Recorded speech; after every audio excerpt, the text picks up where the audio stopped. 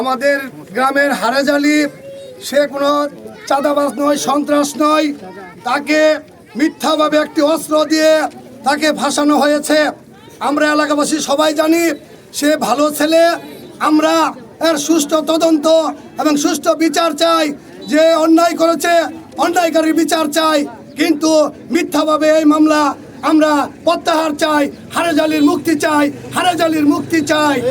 এই হারেজালি কোনো সন্ত্রাসীর সাথে জড়িত না।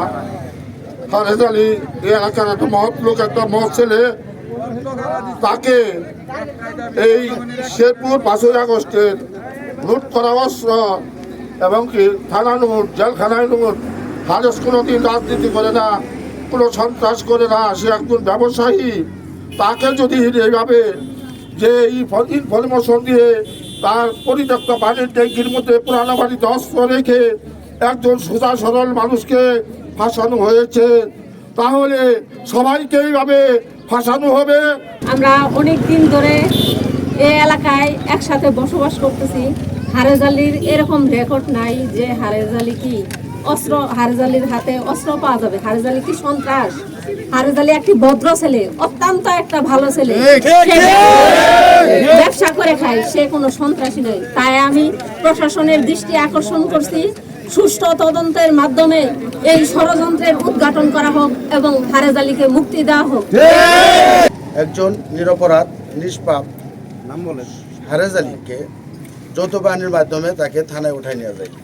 এর কারণটা হলো অবৈধ অস্ত্র তার এক পুরাতন বাড়িতে কে বা কাহারা তাকে ফাঁসানোর জন্য তার পরিত্যক্ত তার ভাইয়ের, তার যে দুইটি ভাই সরকারি চাকরি করে, একজন হলো বিজেপি আরেকজন হলো সেনাবাহিনী, তাদের পরিত্যক্ত পানির ট্যাঙ্কিতে অস্ত্রটা এই হারেজালিকে ফাঁসানোর জন্য রেখে যায়।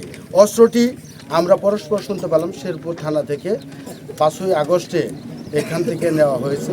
আমার প্রশ্ন হলো যে 5ই আগস্টে কিভাবে শেরপুর সদর থানা থেকে কে বা কাহারা অস্ত্রটিকে বের করলো এবং এই পানির ট্যাঙ্কির মধ্যে অস্ত্রটি রেখে দিল এবং কে বা কাহারা যৌথ বাহিনীকে ইনফরমেশন দিল যে পরিত্যক্ত পানির ট্যাঙ্কিতে অস্ত্রটি রাখা আছে।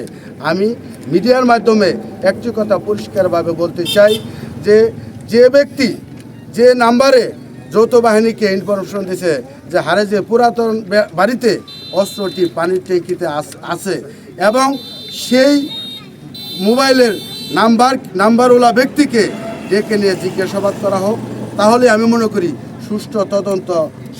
সুষ্ঠুভাবে এই তদন্ত করা সম্ভব হবে এবং সুষ্ঠু তদন্তের মাধ্যমে আমি মনে করি আমাদের এলাকার দাবি যে সুষ্ঠু নিরপেক্ষ তদন্ত করে এই হারেজালিকে এই মিথ্যা অস্ত্র মামলা থেকে মুক্তি দেওয়া হোক।